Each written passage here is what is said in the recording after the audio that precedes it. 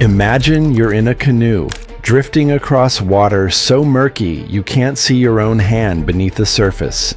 You peer down into the darkness, and somewhere in that black abyss, just inches below you, is a crocodile longer than a school bus. Its jaws could crush a car. Its bite is stronger than a T-Rex. And here's the worst part.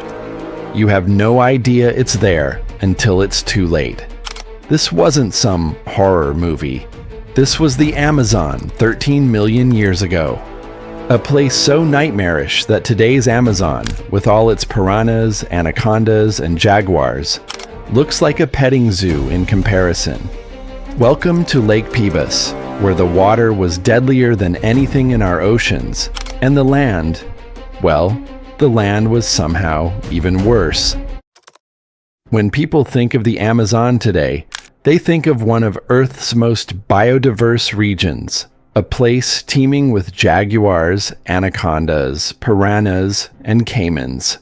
It's dangerous, sure, but it's nothing compared to what once existed in this same location. Because millions of years ago, the Amazon rainforest didn't exist.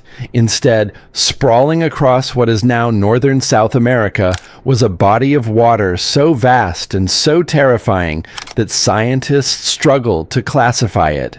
Was it a lake? A series of interconnected wetlands? A mega swamp?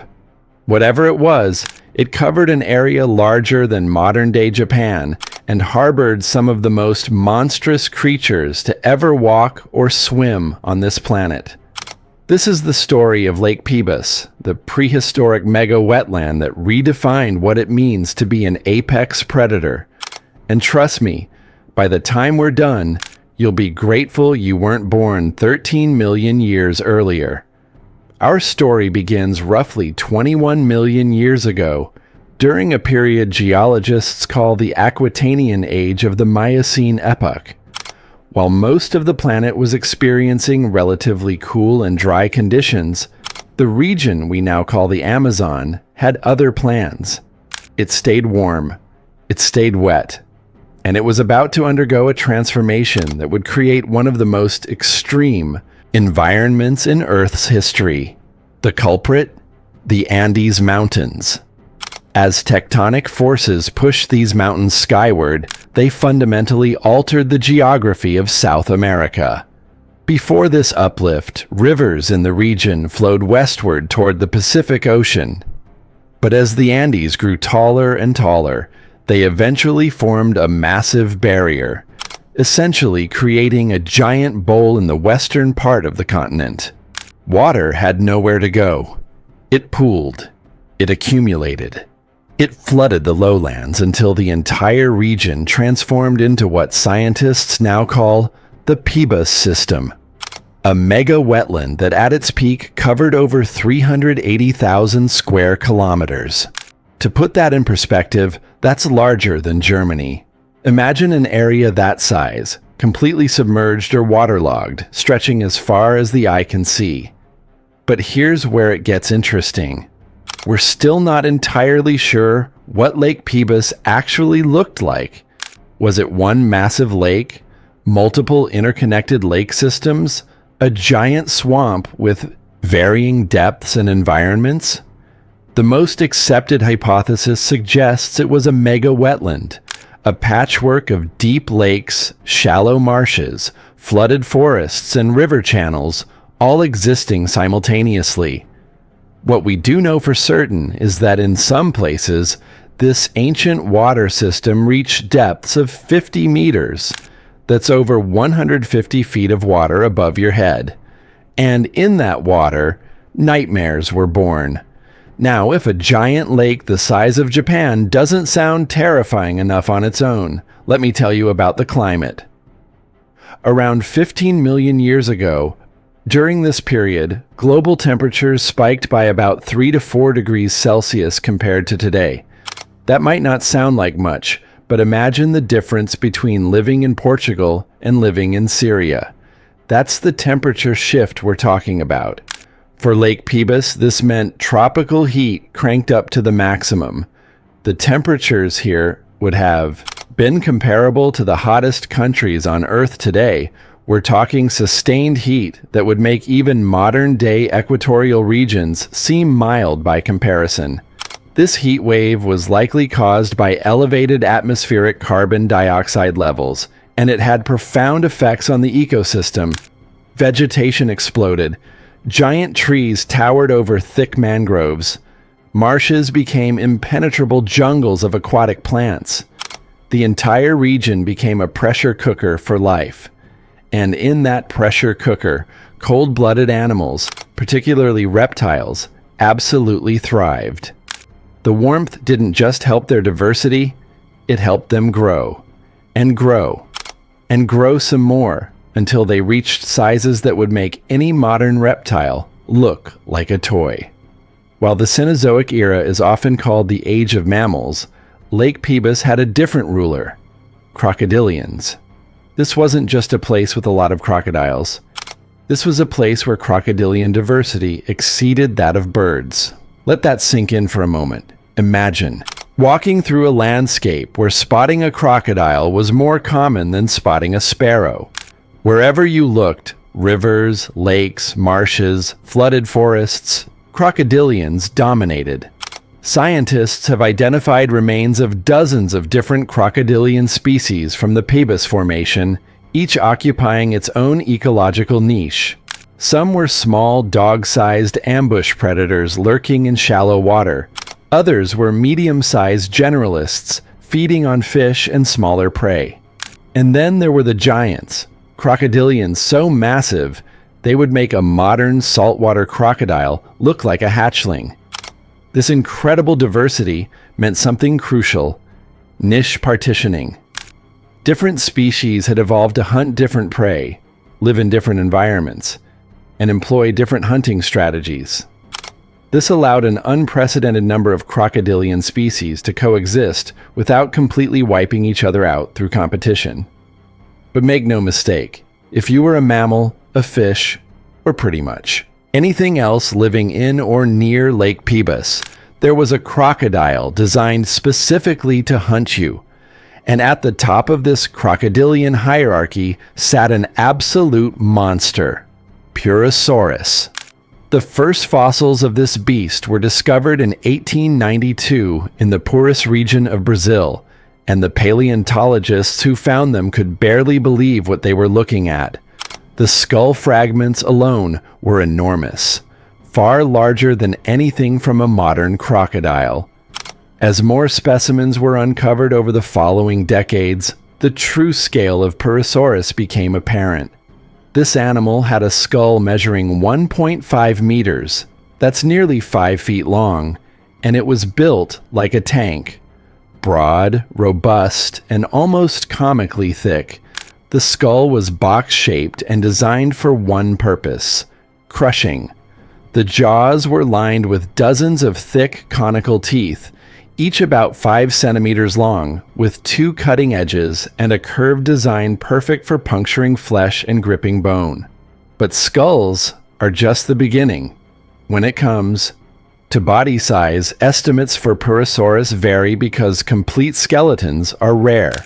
Conservative estimates put it at about 9 meters long and weighing over 6 tons, already making it larger than the biggest reptiles alive today, and comparable in weight to a killer whale. But some studies suggest Purussaurus got even bigger. Theoretical maximums range from 10 to nearly 16 meters in length, with weights potentially reaching 12.6 tons. At that size, we're talking about a crocodilian heavier than a minke whale. If these estimates are accurate, Purussaurus would be the heaviest crocodilian that has ever existed. And here's the terrifying part. Biomechanical models suggest this animal had a bite force of up to 69,000 newtons. For context, that's stronger than a Tyrannosaurus Rex. It's like having a fully loaded cargo truck dropped on top of you, except instead of tires, the impact is delivered through dozens of razor-sharp, bone-crushing teeth. And paleontologists believe that despite its enormous size, Purussaurus could still perform the crocodilian's signature killing move, the death roll.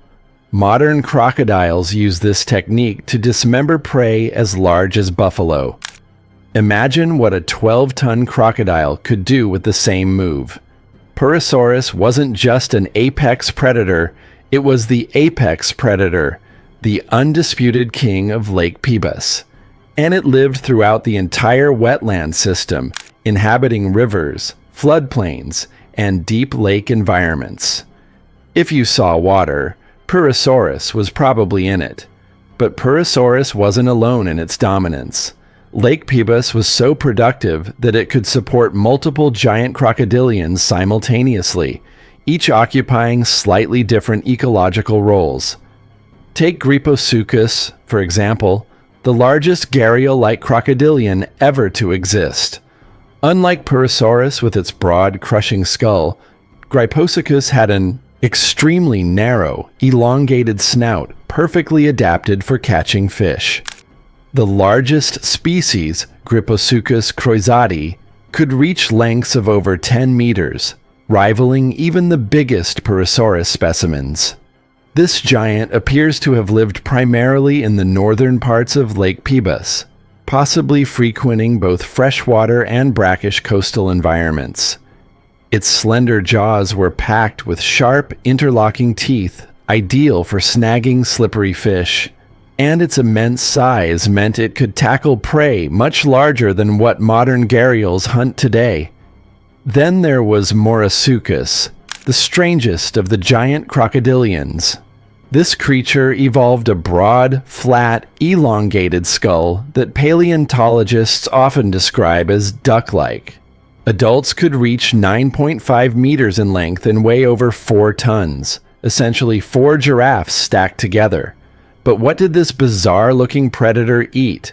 Scientists have proposed 3 main hypotheses. The first suggests Morasuchus was a generalist ambush predator, lying in wait for animals to drift into its enormous mouth before swallowing them whole. The second, less popular idea proposes it was actually a gentle giant that fed on floating plant material, though most researchers doubt this. The third and most widely accepted hypothesis is that Morasuchus used its massive duck bill to sift through muddy lake and river bottoms, filtering out invertebrates, mollusks, crustaceans, and fish, basically functioning like a giant crocodilian vacuum cleaner. Between these 3 megacrocs and the dozen or more smaller crocodilian species also inhabiting Lake Pebas, the wetland was absolutely dominated by these reptiles. Every aquatic niche, from shallow marsh to deep lake, had its own crocodilian specialist ready to turn unwary prey into dinner. But not everything in Lake Pebas was helpless against the crocodilian onslaught. Some creatures fought back using the same strategy the crocs employed: gigantism. Enter Stupendemys, the largest freshwater turtle of all time and one of the largest turtles ever to exist. This absolute unit had a shell measuring up to 2.86 meters in some specimens. That's over 9 feet of armored protection, and remember, that's just the shell, not including the head, neck, or limbs. With a shell that massive, Stupendemys weighed well over a ton, making it a formidable presence in the water. And paleontologists believe this extreme size was essentially an evolutionary response to the crocodilian threat. When you're surrounded by predators with bone-crushing jaws, the best defense is an impenetrable fortress. And we know this strategy worked because multiple Stupendemys fossils have been found with crocodile bite marks on their shells, some even with actual crocodile teeth still embedded in the bone. These turtles survived attacks that would have killed almost anything else, but don't think Stupendemys was just a passive tank. This turtle had a powerful, curved beak designed for crunching and snipping, suggesting it was a durophagous omnivore, meaning it could crush hard-shelled prey like mollusks and crustaceans, but also fed on fish, vegetation, and possibly even smaller crocodilians. Living alongside Stupendemys was another aggressive turtle, Cyneinomys. This genus was smaller, roughly the size of modern leatherback sea turtles, but what it lacked in size, it made up for in attitude. Cyneinomys was highly carnivorous and possessed a stout, hook-shaped jaw similar to that of an alligator snapping turtle. This wasn't a creature you'd want to hand-feed. Its powerful bite could easily remove fingers, hands, or even limbs from unwary prey or predators. Cyneinomys was essentially a roving, snapping nightmare, feeding on anything it could catch, except perhaps the largest crocodilians, though honestly, it might have tried. Incredibly, despite the reptilian gauntlet that was Lake Pebas, some aquatic mammals managed not just to survive, but to thrive. The two main groups were sirenians, relatives of modern manatees, and river dolphins. Both groups showed considerable diversity, with species ranging from relatively small to impressively large.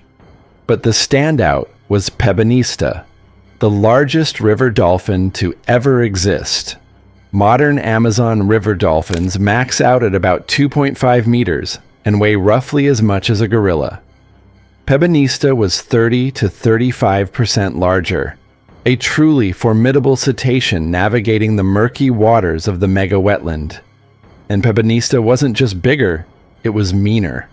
Compared to modern river dolphins, its skull was unusually sturdy and robust, sporting relatively longer and thicker teeth. Its elongated snout wasn't fragile. It was built to withstand high stress, suggesting Pebanista actively fought with prey or competitors. The dolphin's skeleton reveals numerous attachment points for powerful muscles, indicating this was a muscular, aggressive predator. Paleontologists believe Pebanista practiced raptorial hunting, actively pursuing and overpowering prey, using echolocation to navigate the dark, sediment-filled waters. And that brings us to one of the most unsettling facts about Lake Pebas. The water was murky. Visibility was extremely limited. Fossil evidence shows that Pebanista had reduced eye size, relying instead on echolocation to hunt in near total darkness.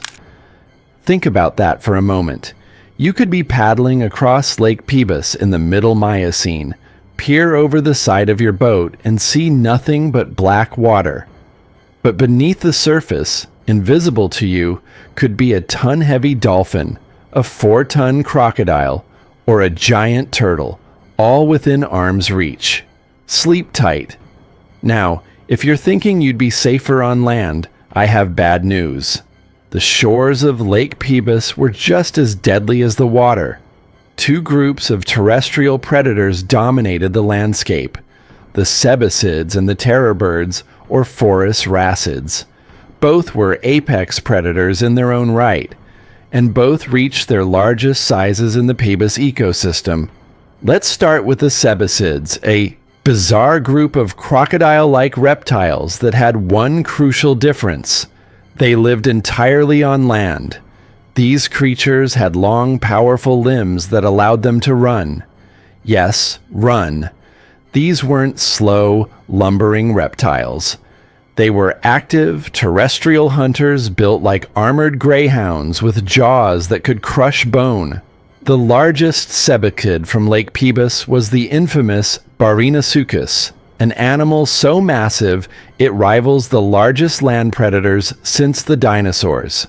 Conservative estimates put Barinasuchus at about 7.5 meters long and weighing around 2 tons. That's longer than the largest modern crocodilians, except this thing chased you down on land. Some more extreme estimates suggest Barinasuchus could reach 10 meters and weigh significantly more, making it one of the largest terrestrial predators of the Cenozoic era. And unlike crocodilians that wait in ambush, Barinasuchus actively hunted, using speed, power, and massive jaws filled with teeth more similar to those of carnivorous dinosaurs than modern reptiles. Competing with Barinasuchus for prey were the terror birds, massive, flightless predatory birds that stalked the forests and wetlands surrounding Lake Pebas. The largest species found in the region stood over 2.5 meters tall, taller than Shaquille O'Neal, and weighed as much as a lion. These birds were built for speed and equipped with massive hooked beaks capable of delivering devastating strikes. They couldn't fly, but they didn't need to. With long, powerful legs, terror birds could run down prey with terrifying efficiency, using their beaks to dispatch victims with surgical precision. And here's the kicker: we've found terror bird bones with crocodile bite marks on them. Even these apex predators weren't safe from the mega crocs. When you're in Lake Pebas, nothing is truly safe, not even the predators. Despite this gauntlet of death, herbivores not only existed in the Pebas ecosystem, they thrived. And like everything else in this mega wetland, many of them grew to absurd sizes. Take Stupendemys, for example, a rodent related to modern guinea pigs, except it was the size of a polar bear. This was one of the largest rodents ever to exist, grazing on grasses near the water's edge while constantly watching for predators. Then there were the ground sloths, not the slow, tree-dwelling creatures we know today, but active, terrestrial animals that came in a staggering variety of sizes. At least 10 different genera of ground sloths lived in and around Lake Pebas, ranging from dog-sized species all the way up to the elephant-sized Uromachia, which weighed up to 4 tons. The giant crocodilians, terror birds, and cebicids all vanished. The ecosystem that had dominated South America for millions of years was gone. But perhaps that's for the best. Because while the modern Amazon is dangerous and biodiverse, at least you don't have to worry about a bus-sized crocodile lurking beneath the surface or a land-running croc chasing you through the jungle. Lake Pebas was a place where nature pushed life to its absolute limits. A pressure cooker of evolution that created some of the most extreme predators ever to exist. It was a world where reptiles reclaimed their throne, where giants walked and swam, and where survival meant being bigger, tougher, and more dangerous than anything else around you. And while it's gone now, replaced by the rainforest we know today, the fossils remain. Silent reminders that once upon a time, the Amazon was home to something far more terrifying than anything alive today. The next time you think the Amazon is dangerous, just remember, it used to be worse. Much, much worse. Until next time, stay curious and be grateful you live.